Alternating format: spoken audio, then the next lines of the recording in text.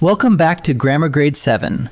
This is Unit 12, Lesson 77, and it's the final lesson in our unit on punctuation. Today we tackle something that trips up even careful writers: numbers. When do you spell a number out in words, and when do you write it with figures?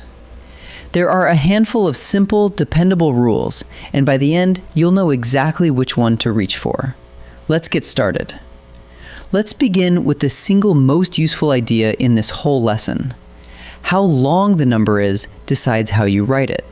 Here's the rule. If you can write the number in 1 or 2 words, spell it out. Think of 9, 25, or 300. Each is only a word or two. But if the number would take more than 2 words, switch to figures, the actual digits. So the whole thing boils down to this. Short numbers become words, and long numbers become figures. Let's take the 2 halves of that rule one at a time, starting with spelling numbers out. When a number can be written in just 1 or 2 words, you write it with letters, not digits. Look at these: 9, 25, 300. Each one is only a word or 2 long, so each gets spelled out. Here it is in a sentence. We adopted 7 kittens last spring. 7 is a single short word, so we write the letters, not the digit. Now the other half. When a number would take 3 or more words to spell out, you skip the letters and write the figures instead. Take a number like 127. That's a real mouthful, so we simply write 127. The same goes for 4,318. We write 4,318 with a comma. In a sentence, the stadium holds 4,318 fans. Any number that's clumsy to spell in a word or 2 is better shown as figures. Here's a rule with no exceptions. A sentence should never open with a figure. Watch this.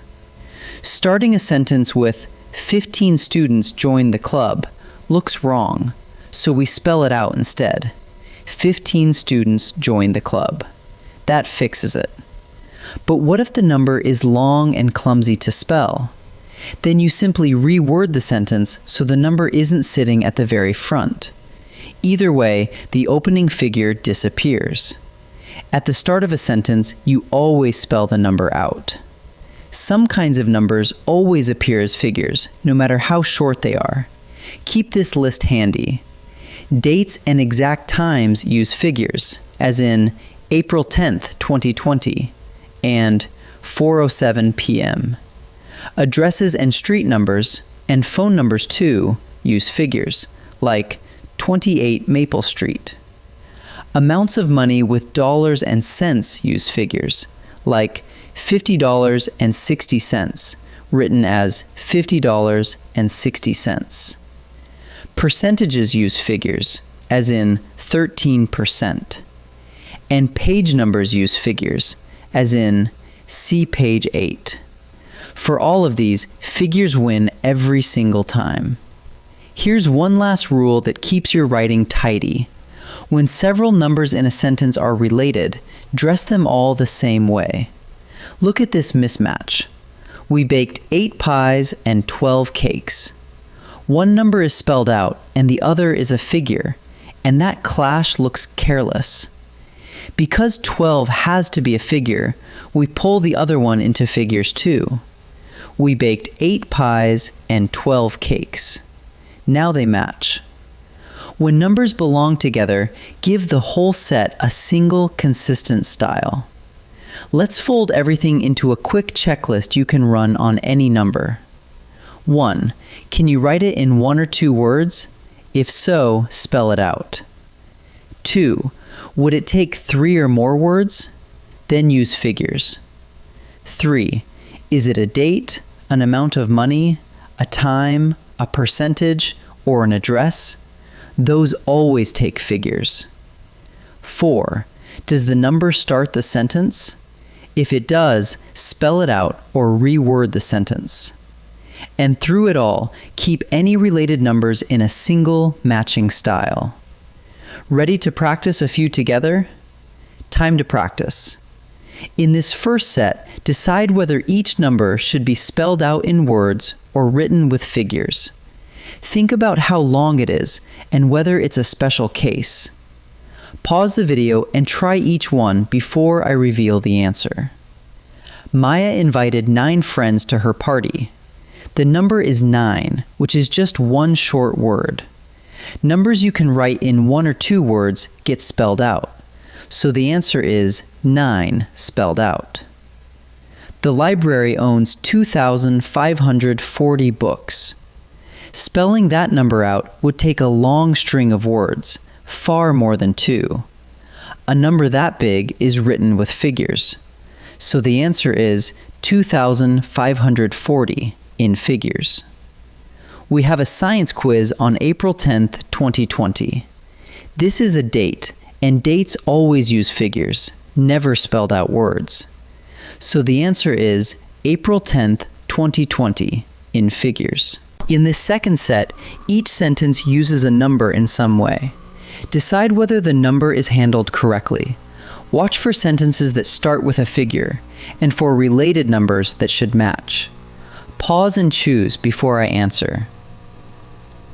127 fans lined up before the doors opened. Look at the very first word. It's a figure, and a sentence should never open with a figure. This one should be spelled out or reworded, so as written, it is incorrect. So the answer is incorrect. The ticket cost $50.60 for 2 seats. An amount of money with dollars and cents is always written in figures, and that is exactly what we see here. So this one is handled correctly.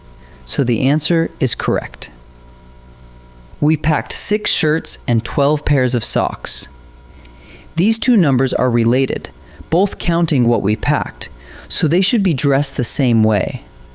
Because 12 is a figure, 6 should be written as a figure too.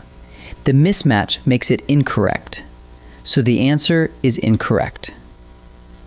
Let's gather up what we learned, and with it, we close out our unit on punctuation.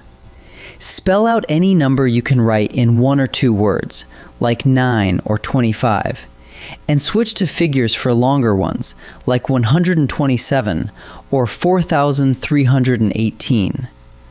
Always spell out a number that begins a sentence, or reword so the number isn't first. Use figures for the special cases, dates, addresses, phone and page numbers, percentages, amounts of money, and exact times. And when numbers in a sentence are related, keep the whole set in one matching style. Wonderful work today, and congratulations on finishing Unit 12. I'll see you in the next lesson.